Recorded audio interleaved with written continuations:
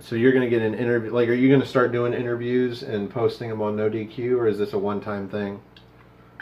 I don't know. Well, it depends on like how many. Well, number one, it depends on how my fiance is gonna convince Ethan Page, who runs Alpha One Wrestling, to let me be part of it because like NoDQ.com been there for 20 years, and I wanted to help out with the website just to boost the subscriber count. Yeah.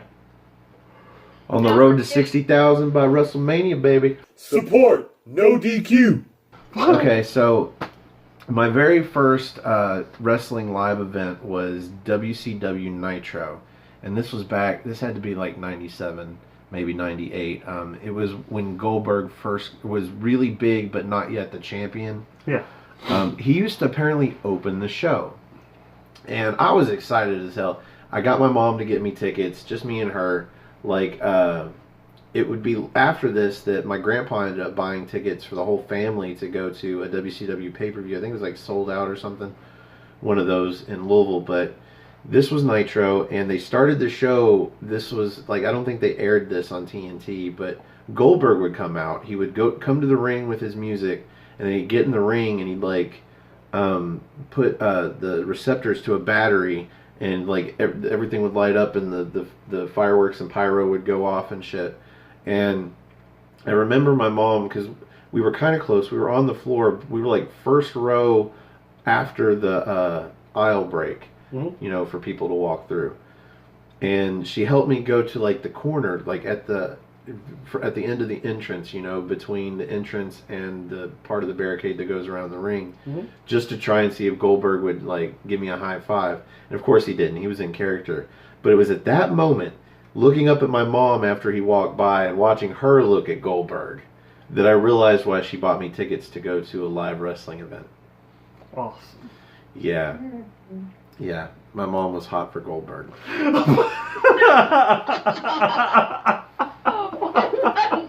He was the one and only reason she took me to that show. Oh. And good for her, she got to see him twice, I believe, on that episode. That was my the first live event that I ever went to. All right. What about you, Jerry? Oh, for me, for my first live event, God. Okay, I want to actually say it was a local show. It was Battle Zone Wrestling, not Combat Zone Wrestling, but Battle Zone. It was like just very, very stripped down, very, very basic. Like even it was like it was a very, very indie company. But like the main event was this group called East Side Bad Boys, and they were actually facing off against two wrestlers from Impact that hadn't shown up yet, Chase Stevens and Andy Douglas, the Naturals. I don't know who any of those people are. They ended up becoming I think two-time Impact Wrestling champions. Nice. But me and my friend Adrian, we chanted for them. We rooted for all the heels that evening. And sure enough, they ended up beating the East Coast Bad Boys for like the Battle Zone Championship belts. And we got to meet them after the show, so that was really cool. But then after that started more of my fascination. I went to a Monday Night Raw show, and that was really cool. Got to see the Last Dance at Louisville Gardens, and that was really, really great. But most of my experience come from OVW shows. I got plenty of pictures from those. Oh yeah, because that's super local. Once a month they come down like a stone's throw away from here in E-Town to. They used to go by. They used to do that, but now they're at the National Guard Armory as of this past month. Oh, that's good to know. Mm-hmm. What about you, Cindy? What was your first wrestling live event? And you're about at your 2-year anniversary from what you told me you did like not too long ago. So. Well, yes. Honestly, my first live event, besides SmackDown Live back in 2016, would actually be Alpha One Wrestling in Hamilton, Ontario, Canada, back in 2017. It's a local indie event in Hamilton, Ontario, which is kind of like the Detroit / Oakland of Canada. I'm just saying, I'm sorry my loss. So yeah, it wasn't like the semi-murder capital of the world. No murders or anything, but honestly, if you guys visit there, it's a great city, but like to some that lives in Canada for so many years, and I was like, oh, the ghetto area, it's like, not really.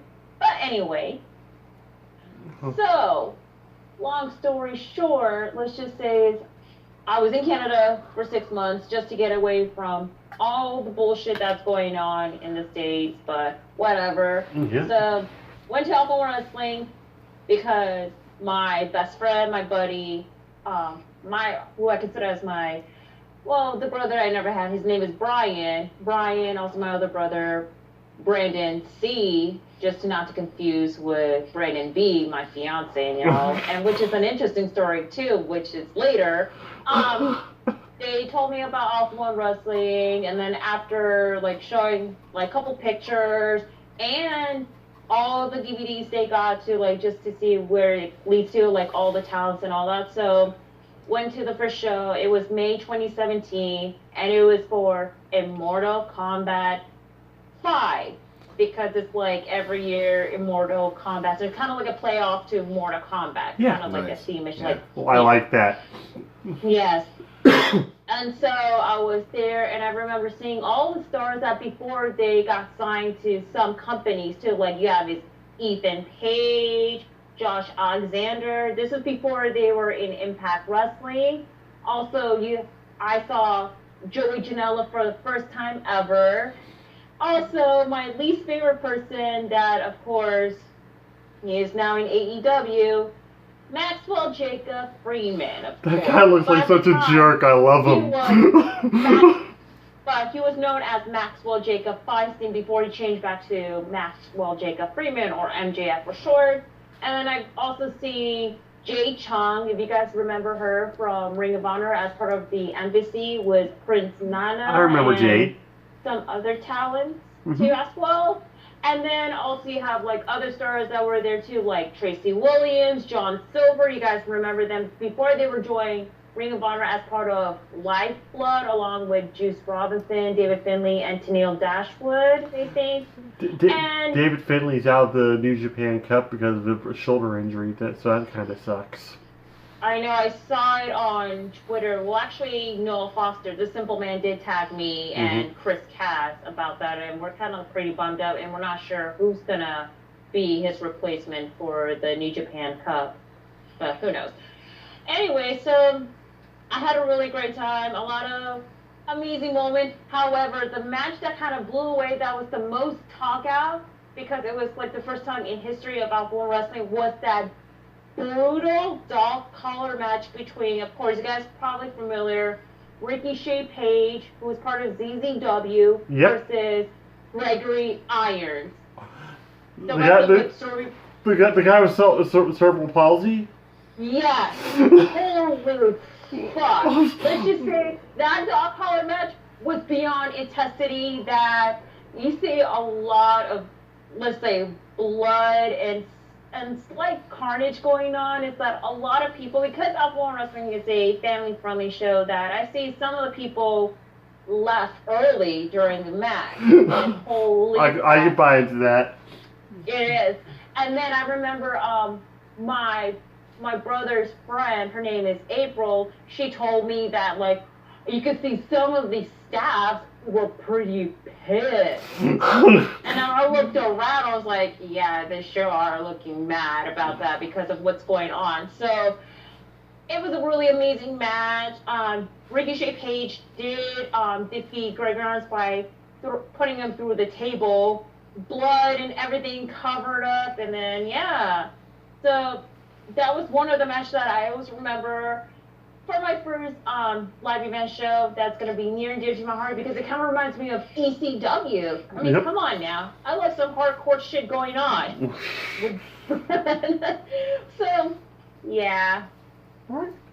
So, going from talking about a man with cerebral palsy as essentially a handicapped person in a dog collar match, we are going to get into some controversy tonight. Yes. And from what I'm told, Cindy is the perfect person to talk to about this controversy. And we are going to get to a big topic for the main event. But for now, what would your wrestler name be? I don't think I have one except for Jerry Slaughter, no relation. What about you, Cindy? What would your wrestling name be? I don't have a wrestling name, so I'm just going to go with Cindy G. That's it. Dirk Diggler. Dirk Diggler. The ultimate homage. No, I don't know. It's just, For some reason, I've only seen that movie like twice, but for some reason, the two times where like when he envisions his name and then you see it just like it's neon light, Dirk Diggler. Like to me, I'm just like, it's totally wrestling. It's totally wrestling. So anyway, I can almost see that being almost like a Joey Ryan type. Oh God. so we're talking controversy here. Yeah. And I Yes. think Cindy would be the perfect member of the No DQ team to have on for this question. Where does the women's evolution end? Well, from what I've seen so far, I feel like it's still in a very standstill position, knowing the fact that WWE is focusing more is like the top 3 powerhouse superstar, which is Ronda Rousey, Becky Lynch, And Charlotte Flair. and Charlotte Flair. Yes. Everybody else is in the back burner. I think for Now, I think for Jerry you would go Charlotte Flair, Becky Lynch, and Ronda Rousey.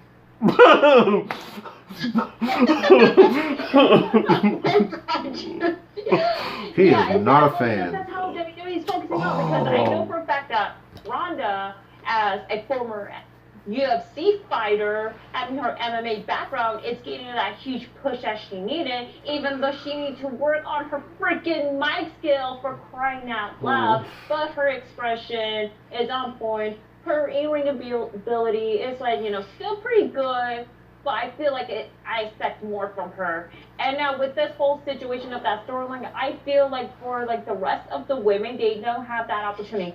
Yes, I did get the fact that Asuka is the current SmackDown Women's Champion. Nowhere to be found. But, exactly. Nowhere to be found. There's no other opponent that can, able to freaking be the next opponent for Asuka. And let alone the fact that we have Sasha and Bayley as the first inaugural WWE Women's Tag Team Champion, where it should have been like a more deserving tag team champion that could bring the more lineage for the face and heel. I said it before about the reason why Nia Jax and Tamina should be the one that will be the first inaugural Women's Tag Team Champion. Okay, hold up. This is the second time we've seen the air quotes. Yes. And let me remind you that it is not the WWF or WWWF Women's Tag Team Championships. It is, in fact, the WWE Women's Tag Team Champions. So, technically speaking, they are absolutely the first, the inaugural. Because before them, the Women's Tag Team Champions were under a different company name. Mm-hmm.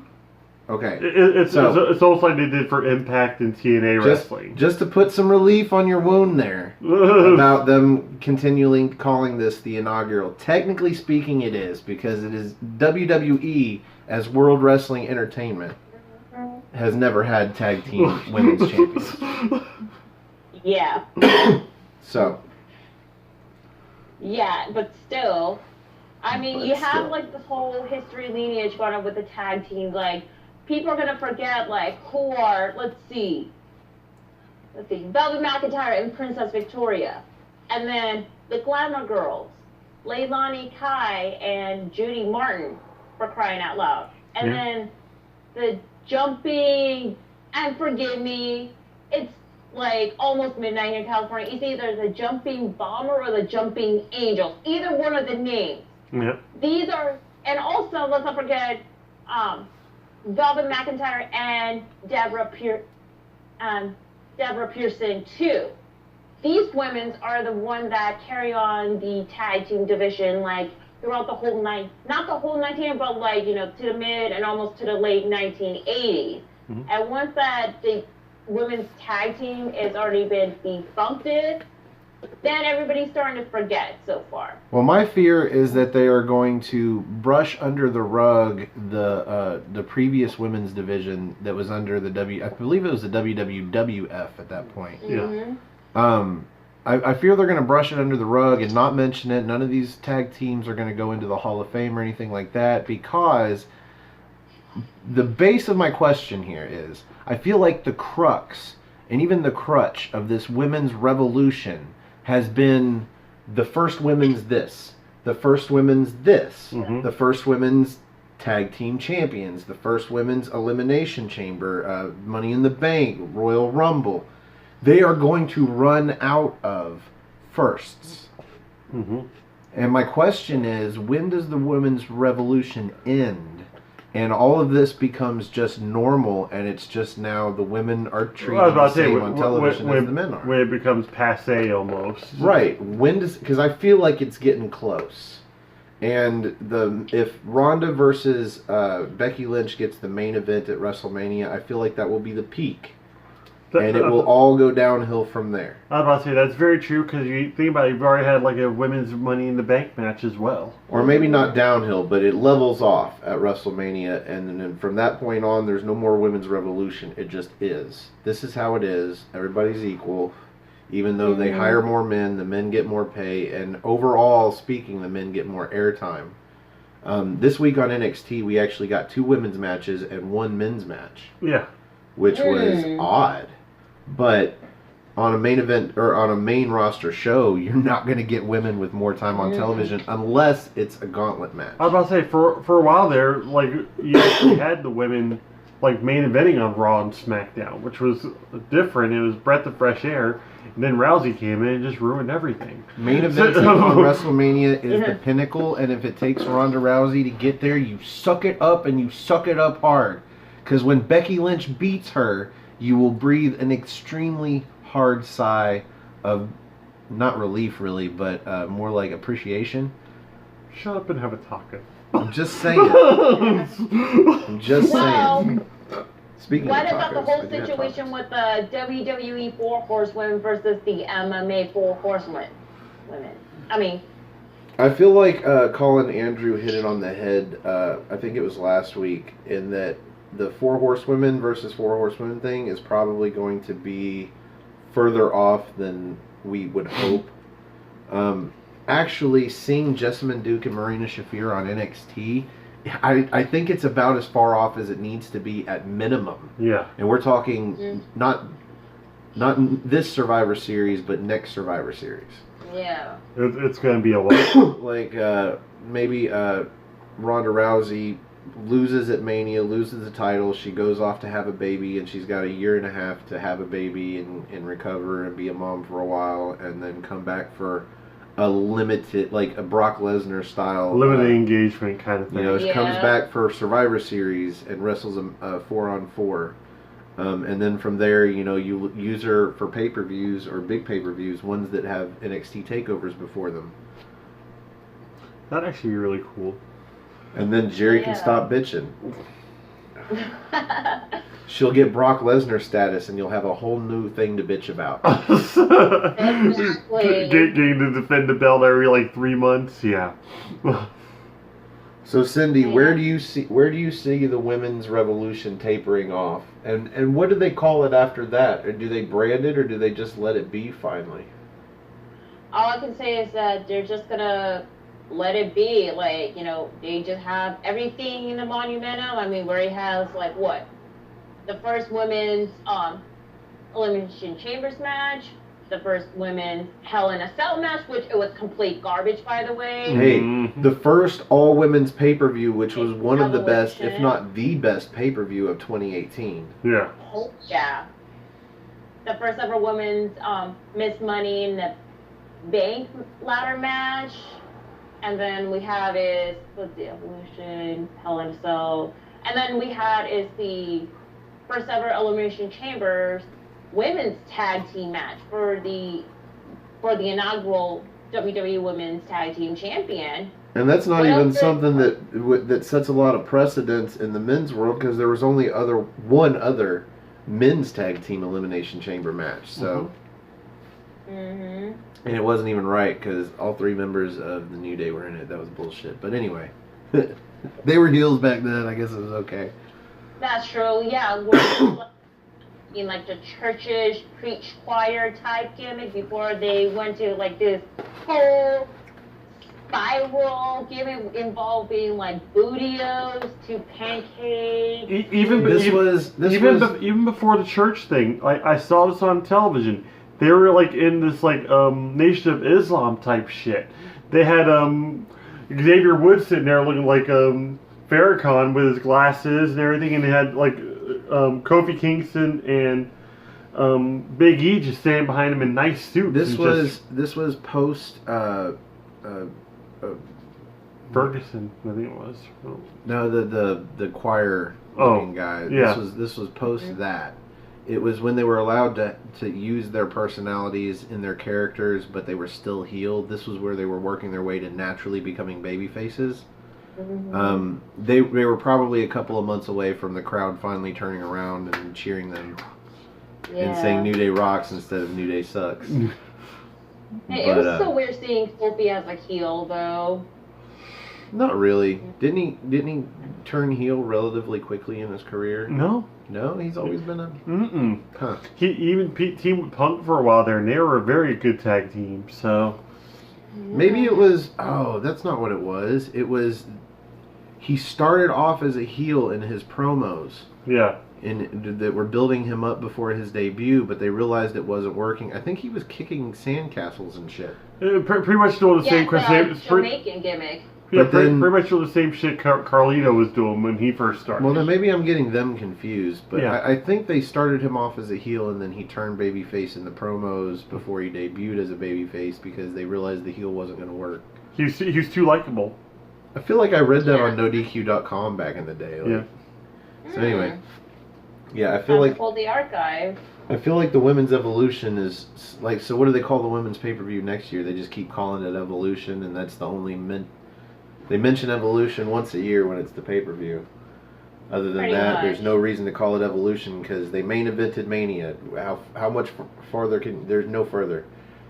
A women's table match? I don't know.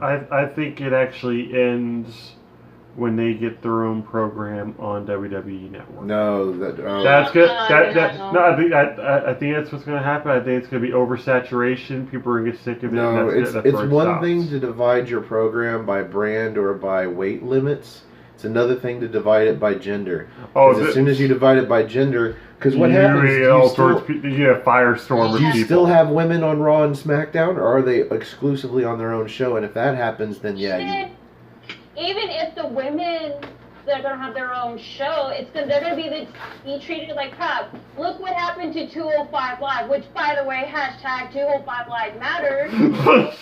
Like the same treatment that WWE's gonna put them in the kickoff pre-show, just like for each of the cruiserweight title matches. No. Yeah, I really hope they don't decide to give the women their own show. So do I, but at the same time, it just always gears in that direction. It's going to end up direction. getting run by Stephanie, and it's going to be awful. Because she's not going to have Triple H there to say, hey, baby, don't do that. No. I don't think they'll put. I don't think they'll put Stephanie in charge. You're my ass. No. They wouldn't put. No, they not only would they put her in charge, but you would know it. It would be on the WWE website and subsequently on Forbes.com and fucking ESPN.com. Stephanie Sports. McMahon put in charge of the first all women's WWE, and they have to put that because it's not the first all women's. Man, they've been around, but see, they are their own umbrella brand. Like they're not having these shows for the men. I was about and to these say shows shimmer, for the women. shine, glow. They are just women. Yeah. Right. And what I like is what AEW, hence the jacket, AEW has done with their women's division, and they've included a man. Yeah. Hey, he didn't just put on a wig. He did it the hard way.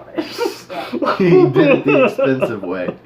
So, sure, man, that's who he is now. So put him in the women's division. But I like the fact that they're not discriminating and saying you can't be. You have to be in the men's division. And then now what does he have to do? Like put on a fake penis? How far away are we from an intergender belt? Didn't James Ellsworth have an intergender belt for a while? Yeah, he had something like that. Yeah, before the whole allegation happened. Yeah, dumbass. Yeah. We were actually discussing that earlier while watching NXT, but at the same time, I mean, like a legitimate title that's intergender, either gender could have it, or transgender, or whatever. I feel like if they're gonna do that, they don't call it the intergender or title. Just allow some of the women over onto 205 Live, and let the cruiserweight title be a title that women can get. Oh, that'd be really cool too. Because we already know, like the Intercontinental title was held by China, but China was a heavyweight. Yes, she was. That's right. She was in the women's division. She was either a heavyweight or a super heavyweight. Like she was men's weight. And it made sense for her to be able to beat a guy like Jeff Jarrett. Mm-hmm. It just made sense. Like she looked like she could legit. Like most of the female, even like a Shayna Baszler, they look equal to most of the 205 Live guys because they're smaller in stature, they're shorter, and it looks like it makes sense. It's not something where you're like, oh, they're. It's not like Rey Mysterio versus The Big Show. Yeah. You know, where you're like, all right, yeah, sure, Rey Mysterio can beat you. It's like, yeah, she totally can beat him. Or he totally can beat her without it being like him just stomping a mud hole in a woman. Because you bring it up now, and I can actually see, like, stars of the Attitude Era in the women's division in, like, 205 Live now, if it was back then. Like Trish Stratus, Lita... Especially Lita. I could actually see her in there. No matter how they book 205 Live, there's stars in there that are just so much better than Trish. I don't know about Lita. Lita was trained as a luchador. Like, I feel like she could have probably... In her prime, she probably could have done a whole lot more than they let her do. Oh, yeah. They let her do the moonsault, and that was like the big... The Lita Conrana. The Lita Conrana. That, too. But they didn't let her do the kind of shit they let Rey Mysterio do. Oh, God, no. Although I feel like in her prime she probably could have, and she probably knew how to do them and safely, but we'll never know. But Trish, I think if Trish was a dude with the same skill set, he would definitely be outshined in 205 Live. Yeah. Because it's a different. Those guys, man, they fly around and look amazing. And then you've got guys like Drew Gulak that can somehow bridge the gap. Mm-hmm. And not be so high fly, well, not really be high fly at all, but still somehow work well with a guy who is. And that's what you need in companies like that. You need the hybrid wrestlers or the ones that are actually like more mat based to kind of ground the high flyers. So maybe if in this era a woman wins a man's title, maybe that's the plateau. Mm-hmm. That's where the women's evolution tapers off. Yeah. So I can see that happening on 205 Live. So there's the answer to your own question. So what female wrestler do you feel like right now could go over to 205 Live and take the belt from Buddy Murphy? That's a really good question, honestly. Because you can't say Nia Jax because she's heavier than that. Yeah, screw Nia Jax. If I could choose any female, I'm gonna have to say, and I know that K-Big Candy Ass is gonna kill me for that, but I could say Ruby Riott. I mean, first of all, and this is a preview to the question hopefully Aaron Ripp is gonna answer on the upcoming No DQ&A video, that I did mention that the only way the Riot Squad would get them buried is to have them break up altogether, so that way they can have a very successful singles run. I could see Ruby Riott beating Enzo Amore for the Cruiserweight Championship. There is no way Ruby Riott beats Buddy Murphy. There's no possible way. Independent wrestling show I saw on DVD and on independentwrestling.TV. She was in Alpha One Wrestling back in, I would say, 2016, and she had a match against Josh Alexander, and Josh Alexander has the same weight class as to Buddy Murphy, but a little bigger than that. And it was actually for a male title called the Alpha Male title, which is like the top heavyweight tier title. That's actually a pretty cool name for the belt. The Alpha Male. Yes. Yeah, she actually beat him, and she became the first ever female alpha male champion. And she held that title for like, I would say less than 6 months before she dropped the title for that. So she definitely can beat any of the guys shape in all shapes and forms, especially how she is like a very hardworking female, to say at least. But like the way that the WWE is going in that route, because they're trying to quote unquote be as safe as it can be for the female superstar. I mean, why not push to the limit, and especially for like a different weight class for all that matters. But Ruby to 205, I think it would be a perfect day. She knows how to like have the mindset for like any other male superstars, like from her past independent wrestling experience. So why not use the whole tools and whatnot for that, and just take a risk, regardless of what freaking Triple H or Vince would say. I don't know. I'm thinking skill set and power. Like Buddy Murphy is just so powerful.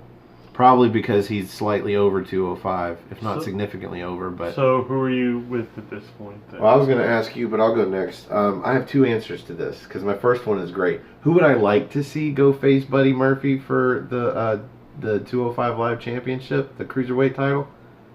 Alexa Bliss, of course. That would be awesome. That would be awesome. Spousal abuse in the ring, man. Yeah. I was about to say, if she did pull it off, she looked damn good on that belt. God, that would be hilarious. I mean, come on. Slap around your boyfriend. Slap around your girlfriend. Put her in a leg lock. Oh.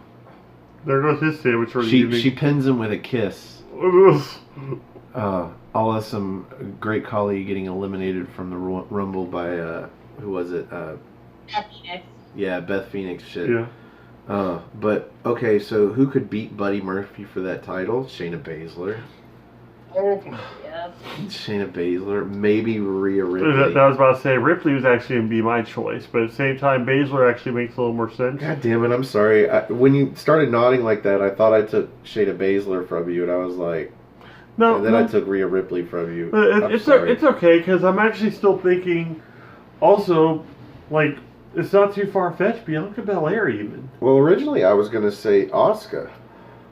Mm-hmm. I feel like Asuka's... her Japanese strong style and her abilities that way, and she's got some high flying ability too. I feel like, and that disappearing ability from WWE television.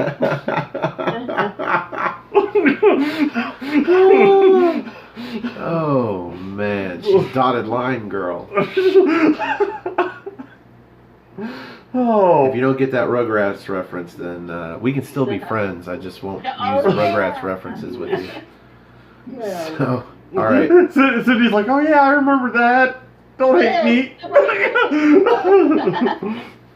Did you bring any topics to the Rated R Rapport, Cindy? Anything you wanted to discuss?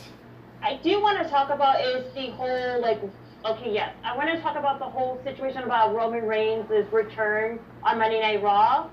Because I know there has been, like, you know, a lot of mixed report, especially, like, from some people saying that it's quick that Roman Reigns is coming back on Monday Night Raw, and I know that his hold that thought, because we're actually going to get into that specific one of our, I think, 3 topics of discussion for the main event.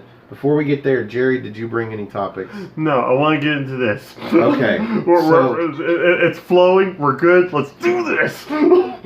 Okay, so the main event tonight is Conspiracies, Wrestling Conspiracies, and we're gonna get into some older ones. This is the current one, and none of us are the first to bring this up, but it is something that I have personally been thinking since he announced it. Go ahead, Cindy. Yeah, so Roman Reigns did announce that his cancer has been remission. Yeah. So This is the perfect time to break. 4 months ago, he announced that his cancer came back. That was very heartbreaking for everyone. I had mixed reactions, to be quite honest, because like I'm not a fan of Roman Reigns' character aspect, even though in the past I've been ranting, bitching, and complaining about how Roman Reigns is being booked in WWE. how he is portrayed in WWE, or his, everything about him in WWE, that's all I complain about. Until when he made the announcement that he has leukemia, I was completely speechless. That it kind of like, I lost focus of when I was doing well at work. And mind you, this is when my coworker told me Roman has leukemia, and I was like, what the fuck? And then I look on my phone, look on NoDQ.com, every source like, yeah, cancer has been announced. So it was really kind of like a... It took the wind out of you. Yeah. Made me hungry. I'm just kidding. Exactly. And it's like the fact that, he had cancer before, and he's battling another stage of cancer. He's just a human being, just like everybody else for that. But then, like, when Roman Reigns did return and all that, I mean, all I care about is his well-being and his health. And then since he announced that he is in remission, I was like, okay, that is good. Or that. But at the same time, I feel that that's pretty quick, to say at least. I mean, I bet he went to, like, a different, like, high-price facility, probably recommendation from WWE, to see how to beat that treatment here. Because I know for research fact that there's, like, each of the chemotherapy treatment, it will take, like, longer until it's, like, a proper facility or something like that. Yeah. To say at least. But now, there has been some people saying that I bet his cancer is a work. First of all, how the hell do you think cancer is work? It's a freaking serious discussion for a serious condition at all. Mm-hmm. And it's actually, it kind of, let's say I know someone that has cancer a couple years ago, and thank goodness his cancer is in remission. It touched my heart big time. For like any topic of cancer, like whether besides leukemia, if it's breast cancer, to bone cancer, or any other type of cancer, it is a very sensitive topic to choose from. And if people saying that cancer is a word, then what the fuck? That is like a big, like... Okay. Big disrespect. I'm going to play devil's advocate here, but before I do that, let me preface this by saying I believe Roman Reigns got cancer again. He had leukemia again, and now he's better, and he's been probably working out from the time he started treatment. Like, when he's capable, he still works out, so he's not going to lose too much weight, although he does look like he's lost some weight. Mm-hmm. He does. He doesn't have to go through chemo. I think statistics say chemo is actually a bad idea. There are other ways to treat cancer, and there are other ways to treat a lot of things. Watch some Joe Rogan Experience. There was a guy on there with Mel Gibson. I'm like, why the fuck is Mel Gibson on the Joe Rogan Experience? Not for him, it was for his doctor. His doctor works down in Panama, and they work with stem cells, and we're talking stem cells that are not garnered from abortions and shit. Like, they've mastered this craft. They've got these perfect little stem cells that they inject into certain sites, sometimes just directly into the bloodstream. And it's amazing some of the things that you can help your body cure itself with these stem cells. So I know there are ways for him to get better in 4 months' time and come back, especially if he caught it really early. But let me play devil advocate here. There once was a time when Vince McMahon was blown up in a limo. I'm just saying. When Brian Pillman died of an overdose, Vince McMahon had his wife, his IRL wife, on an interview segment on Raw. He's on the headset asking her questions, and he's trying to sound like the nicest guy possible, but he's just egging on, like, what are you going to do now that your husband killed himself and you've got no way to make any goddamn money? And I'm sitting here like, you fucking bastard-ass bastard going like this. Like, this woman, her husband just died, and you're sitting here trying to sound sweet but basically reminding her that now she's got no husband to help her take care of the kids or pay for anything. So that's the same company. Do I believe Vince McMahon is capable of pulling Roman Reigns to the side and saying, hey, remember how you had leukemia 11 years ago? Well, what if we pull off the ultimate ruse, the ultimate work, where the only two people that know what's going on is you and me, and we tell them you got leukemia again, and then 4 months later you come back to the biggest babyface pop that you've ever experienced, even when you were with the Shield. That's the sad part is it's like so highly possible, especially. No, I don't think it's possible because I could see Vince McMahon doing that. Yeah. I could not see Roman Reigns doing that. Yeah. I was about to say, like, they've already got the shirts and everything made up too. I'm just saying, like, it's entirely plausible that Vince McMahon would orchestrate something like this to me, but it's completely impossible for me to believe that Roman Reigns would go with it. So you're thinking, like, if anything, Vince heard about the leukemia, he was like, oh, thank God. Yeah, probably. He was pissing his pants with delight. He's like, well, I mean, shortly thereafter, he's probably fearful that Roman Reigns, could die, and then there goes his cash cow. But the guy that he spent 5 years building as the face of the company. You mean the next John Cena? Yeah. Jinx. That was creepy. Yeah. I have Cokes. It would help me eat these fucking delicious ass cheesy gordita crunches from Taco Bell. Yeah. I figured this is about as lax as the shows get. This is the rated R Rapport, and I've had comments before about being unprofessional, smoking cigarettes on the show. And I'm like, bitch, we're not trying to be professional. We're just talking wrestling. Thank God we are trying to be unprofessional. Like, this is relaxed, man. Or I don't know shit about wrestling, or my anxiety, or my English. Like, fuck off.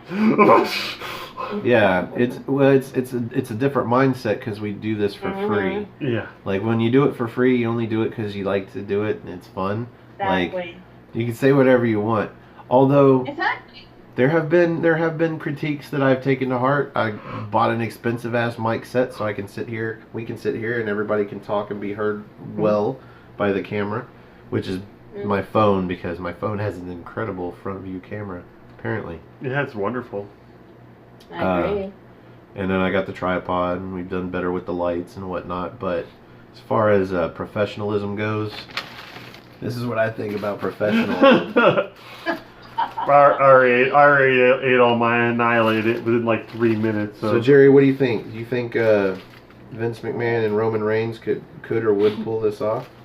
No, but I'm going to say this. I'm kind of disheartened by the fact that it didn't turn into what I predicted on the last report, with Brock Lesnar coming out, or at least Paul Heyman interrupting everything. Because they could have easily, since they're already taking this to the point where it's like, oh yeah, he's miraculously cured. But at the same time, now I'm waiting for like Roman Reigns to get back in the ring or something, and then pass out like Shawn Michaels style or something and play off of that. Like he's acting like he's ready to come back into the ring, but he's not fully prepared. So do you mean he passes out for real, or we're talking a work pass out? I'm thinking a work pass out. Oh man, I wouldn't put it past him for it. Like I could see that as long as he's come back even stronger, which is highly possible. Like you just said, like he's in shape, or he looks remotely in shape. I don't know. I don't think you do that. You make the people that think this whole thing was a work, you give them fuel for their fire. Mm-hmm. I say if he's not ready, he's not ready. Otherwise, you don't pretend like he's having like some fucking leukemia flare up or some shit in the ring. I'm just saying, not good for business, probably. Or sponsorships too, because if they found out if it's a work, what's going to happen? Let's say Susan G. Komen, like the oh yeah, that's fun. The Make-A-Wish Foundation, because the kids will like to request a WWE superstar, and especially how WWE is advocating. Also, the whole Connor's cure situation. That would And that would completely annihilate anything that they've built over the past decade, maybe decade and a half, with any kind of cancer society. If it's revealed for any reason whatsoever that the Roman Reigns thing is a work. Yeah. I found a way to shut you up. Well, I was wondering from Rip, like I said, the night that he announced that he had leukemia. Of course, I cried. I'm not going to deny that. I fucking cried. You cried when you But- returned. I actually didn't. I did get emotional, but I didn't cry. Okay. Not actual tears. But Imaginary ones.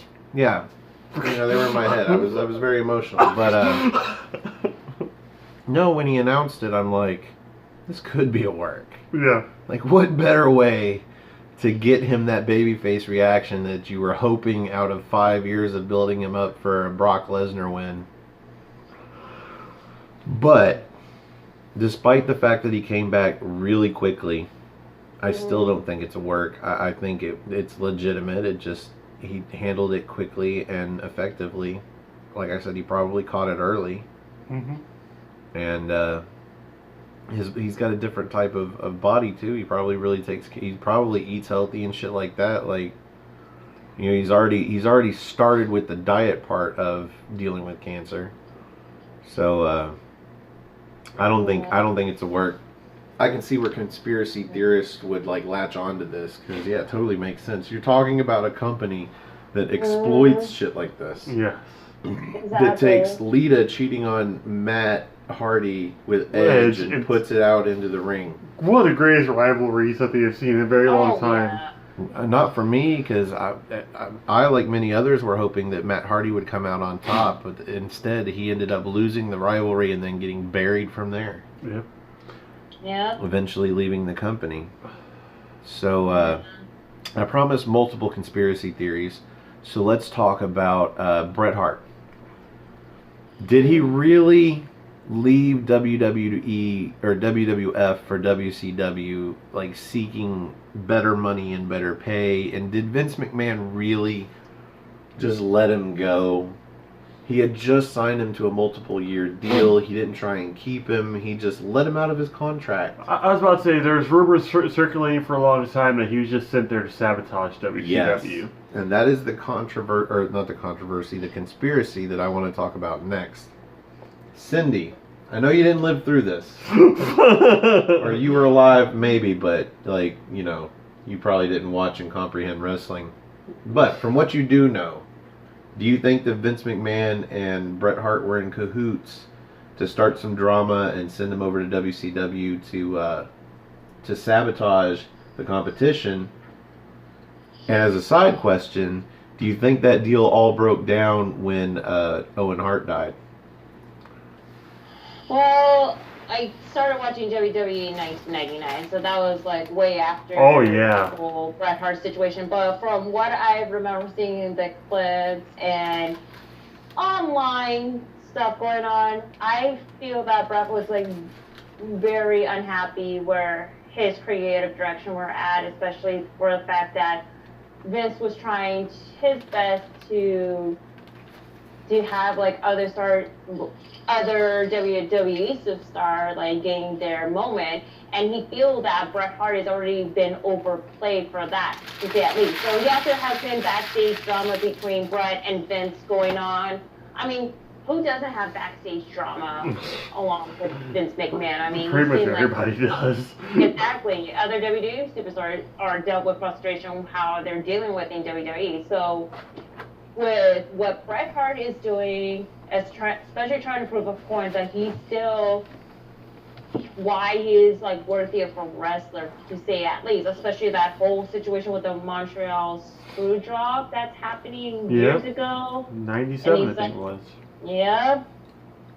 And that everything happened. It is like for what he's doing for the best, and then have him going to WCW, which is like, even though it's like a 50-50 decision on his part, but he has no other choice because he was unhappy with what's going on in WWE, especially with Vince McMahon running the company as well. And now for the side question about it is that I know that it was like a very hard subject for like all the Hart family for like the recent tragedy of Owen Hart back in '99. And I know Vince was trying to make amends with like the majority of the Hart family just to bury the hatchet. But what's funny is that Vince and Bret Hart did apologize on camera a couple years after Owen's death. You guys remember on, I think it was like on Monday Night Raw or something? Yep. Yeah. Everything on television could be a work.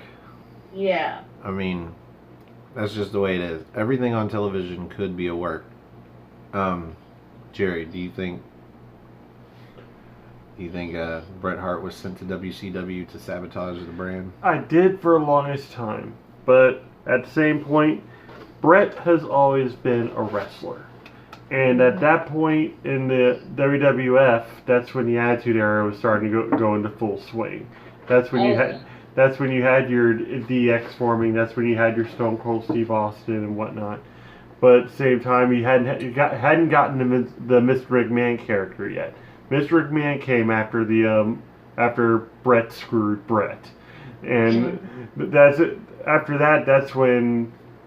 That's what always perplexed me about that. The fact that he was still able to talk about Bret Hart, even though Bret had left the company.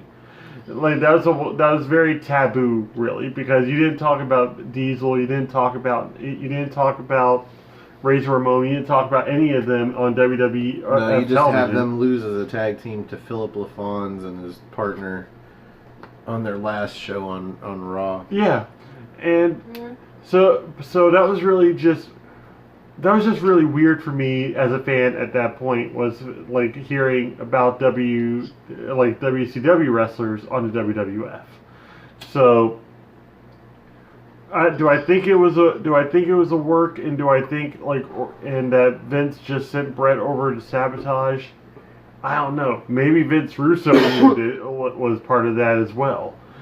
But yeah, I still think it's the fact that Bret Hart just didn't like the way things were going. Exactly. Look, I agree with that. Yeah.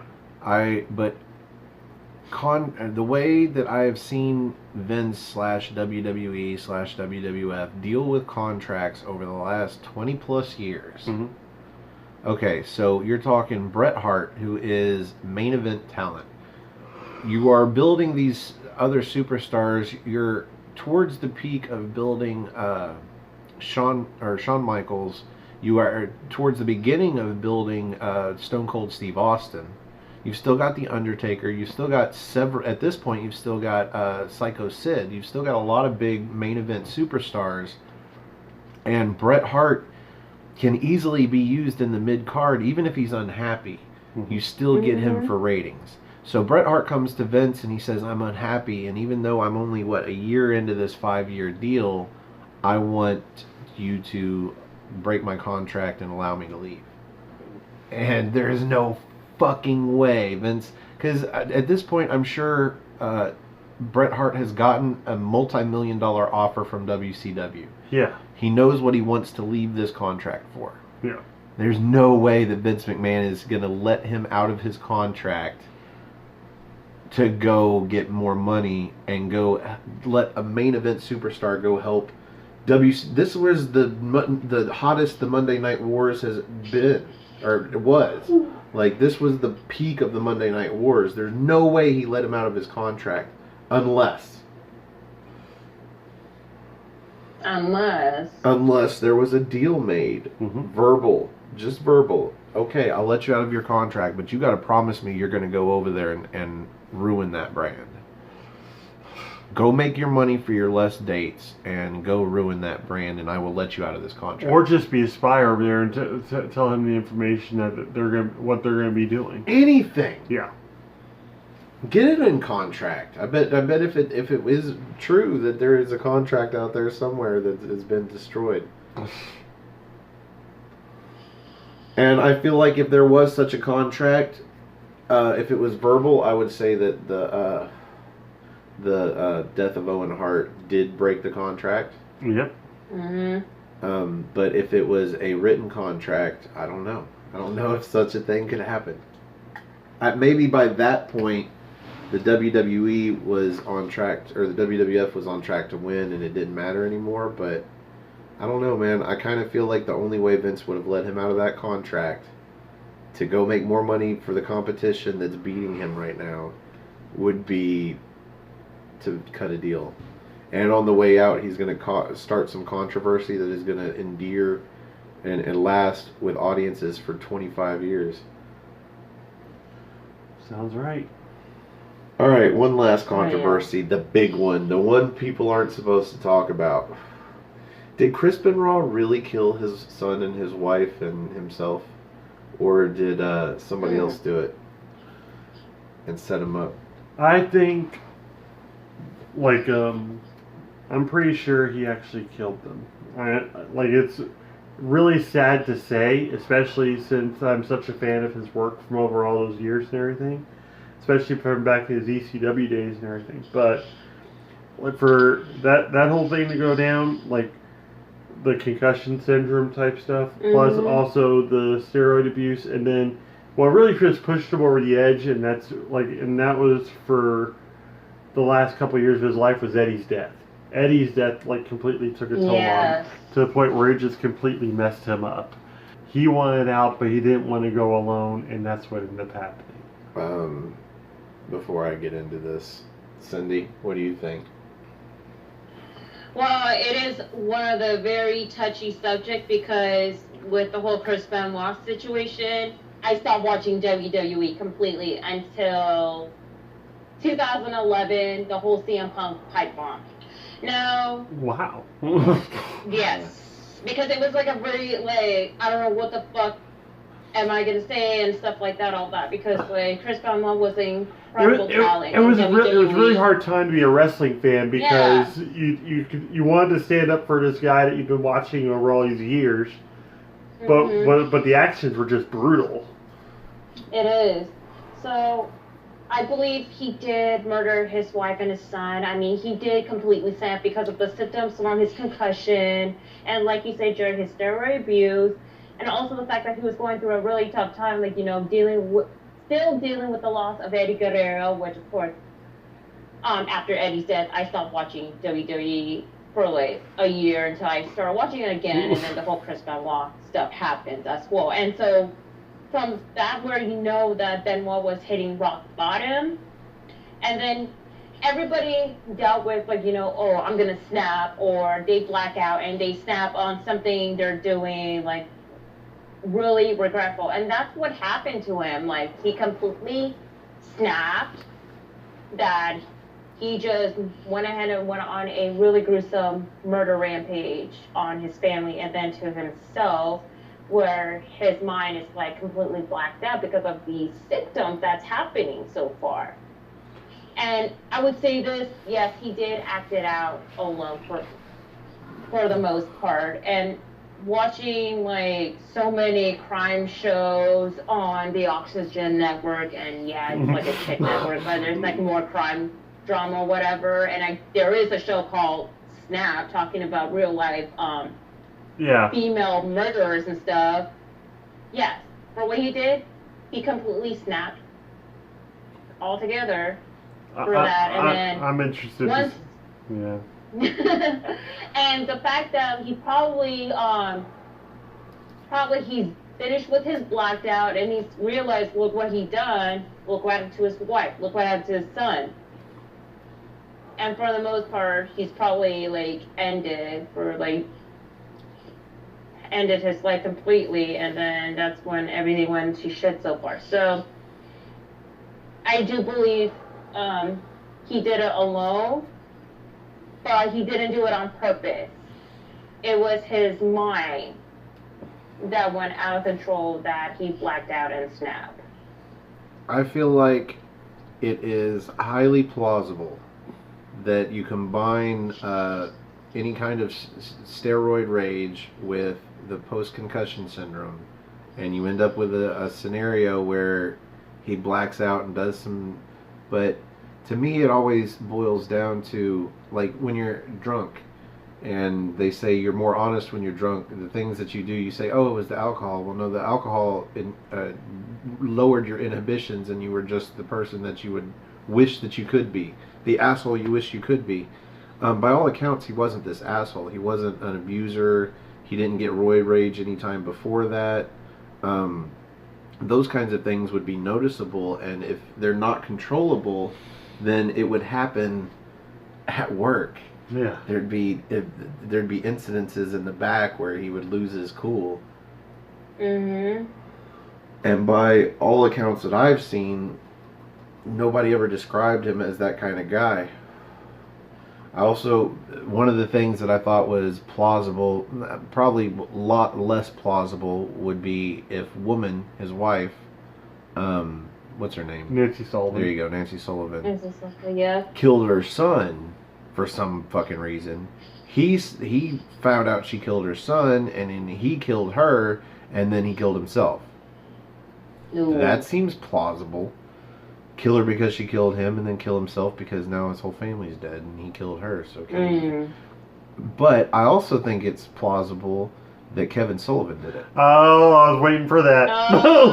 No. There have been those are the main conspiracy theories out there is on Kevin Sullivan. I was about to say, like, that's one of the reasons Benoit left WCW in the first place was the fact that, like, Kevin Sullivan was doing all the booking, and at that point, him and Nancy were involved, and it was just really, really ugly. So I can see where that could definitely come into play. But I feel like there had to have been forensics involved, blood toxicology for him to prove that not only was he on steroids, but he'd been on steroids for a while. Fingerprints on the weapons he used to strangle. I think one was a phone cord, classic phone cord. I would think that there would be forensics to prove that he did it and that he killed himself, but I feel like there's an argument to be made that a guy like Kevin Sullivan, somebody close to the family enough to get in without breaking in, but with a vengeance to be had, somehow this happens. Who knows, man? Honestly, I'm on the fence because I honestly don't want to believe that even with roid rage and post-concussion syndrome that Chris Benoit could do that. Yeah. I feel like there would have been signs beforehand. People would have known this was coming. But it was such a shocker to everybody that it's like, oh, what did he just shoot up he never had roid rage before, but he shot up way too much and then hit his head and then fucking killed his family and then killed himself. Like, I'm more inclined to want to believe that fucking Kevin Sullivan came in there, killed them all, and got away with it. I'd almost be okay with him getting away with it just to know that Chris Benoit didn't do it. Oh God, I wish Chris Benoit didn't do it. Can you imagine if that actually came to fruition, that they actually, like, evidence proved that Chris Benoit didn't kill his family, and then, like, do you think he would go into the Hall of Fame? I doubt it. I was about to say like every instance of like Chris Benoit's been erased from like WWE. It seems like you can't mention him, you can't show his matches. You can't, like, you can't. Well, I believe you can still see his matches on the network, but I haven't gotten there yet. But they give, like, warning signs, too. So, yeah, God, that would just undo a whole bunch there, especially after 15 years, though. I'm about to say Vince had said, like, Chris Benoit would never be mentioned on WWE programming ever again. At that point, Kevin Sullivan would never be mentioned by anybody ever again. Mm-hmm. But it could, who knows? Maybe it was a crazed fan. Just a random crazed fan, man. Mm-hmm. Okay, so I think that covers all three conspiracies. Any other wrestling-related conspiracies that you can think of? Before we have a different main event topic for another show? No. I think that covers it. Like, those are the only three I could think of. Yeah. And, of course, the Roman Reigns thing sparked it. Okay. Did you guys talk about China going into the Hall of Fame with DX? Thank God, finally. Even if it is just as part of the group, at least she's going in. They found a loophole. They found a way around just inducting her by herself. Mm-hmm. I think that's kind of weird, though, because, like, each member of DX should actually be in there individually, I believe. No, I don't think X-Pac. Don't get me started. X-Pac deserves to be in there. The New Age Outlaws deserve to go in as a tag team. I was about to say X-Pac deserves to go in there. If anything, for his work as the 1-2-3 kid and bringing in like a whole bunch of like interest in the lightweight division, really, like in the like mid '90s. Whatever. I mean, I guess he had a lengthy enough career and was in the main event picture enough of it that I mean, based on a lot of the other people that have gone in, absolutely, sure. Why not? It's still considered to be the greatest upset on Raw was him versus Razor Ramon. Right. Yeah.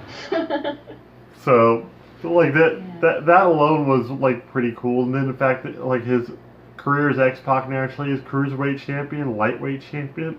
I just hope they can use this precedent and maybe next year induct the Hart Foundation in and just kind of vicariously just assume that Owen Hart went in with them, even though you can't say because of Martha.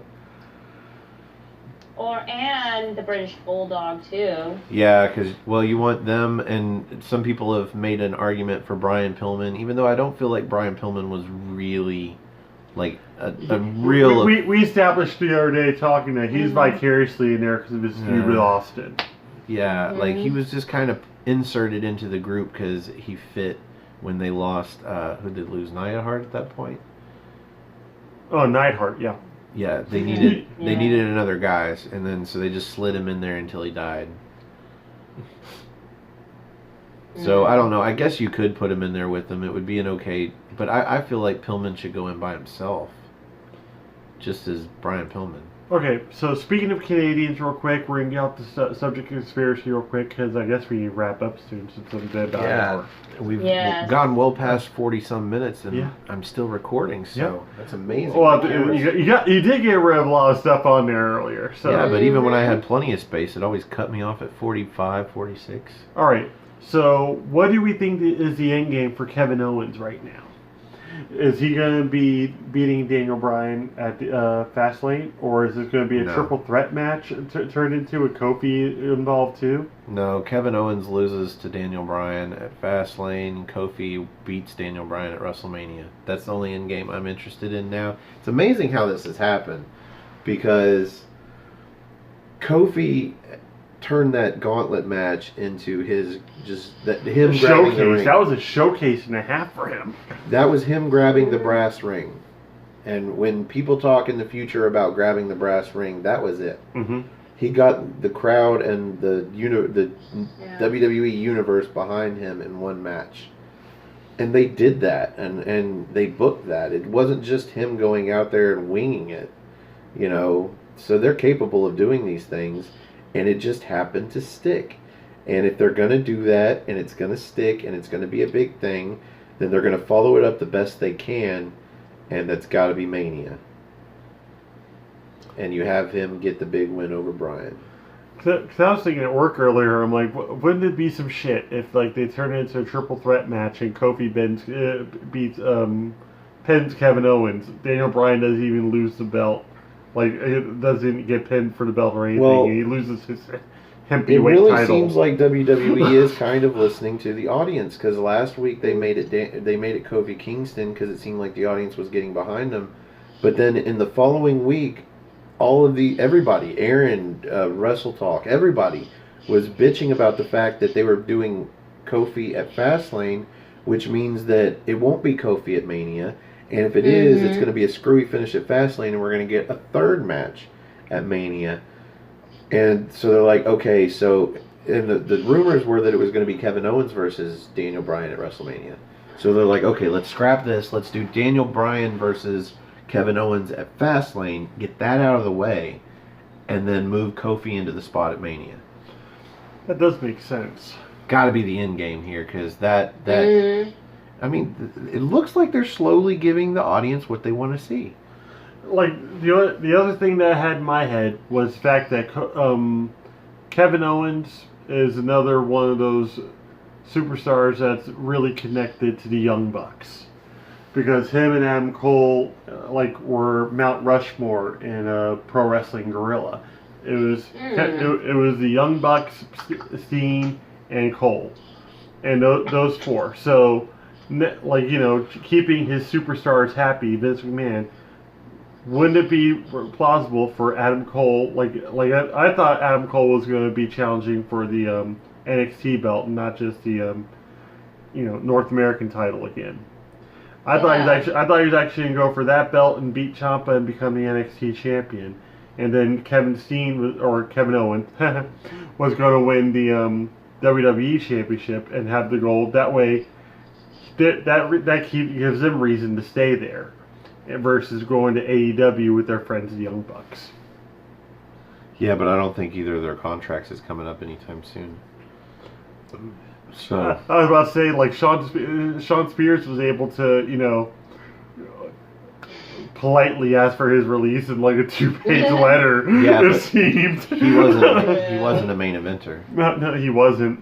But No, never. He wasn't an Adam Cole. He wasn't a Kevin Owens. So he wasn't given the opportunity though either. He's a phenomenal talent. Yeah. So, any final thoughts before we wrap this up, Cindy? Oh, I'm pretty indifferent with the whole situation, but at least now that we can finally see Kevin Owens back on WWE TV, and I'm kind of relieved that they changed the card for Fastlane. Like, I would like to see Daniel Bryan versus Kevin Owens. I mean, Yeah. why not have Daniel Bryan versus Kofi at Mania, so that way Kofi Can finally become the first 100% African American WWE champion. And then they'll find something else to bitch about. Fuck it, for a moment. For a moment, we will shut up the internet. And how about after Kofi winning the title at WrestleMania, have one of the members of the New Day turn heel? I was about to say if anybody, it'd be Xavier Woods. Yep. And because Big E will try to be that big peacekeeper in between them, and it just won't work. Something, maybe. We'll see. But first, we got to get the title on Kofi. Oh, but go ahead. Or I'd like to see Big E turn heel. I mean, he was a pretty good heel when he debuted on the main roster years ago. Yeah, he was a good heel with Team Heel Ziggler. Yeah. But, they've mentioned this on Wrestle Talk, and I thought that was brilliant. Like, have Daniel Bryan make the stipulation if Kofi doesn't win the match, that the New Day has to break up. Yeah, that would be a good one. So you have that over his head, but then again, he still wins the match. Yeah. Gotta win the match. Yeah. No reason for Daniel Bryan to win it at Mania. It makes more sense for Kofi to win it. Mm-hmm. Exactly. All right. That was my question. So, for Cindy G, for Jerry Slaughter, I'm Stefan Osborne. See ya! Drink up, y'all.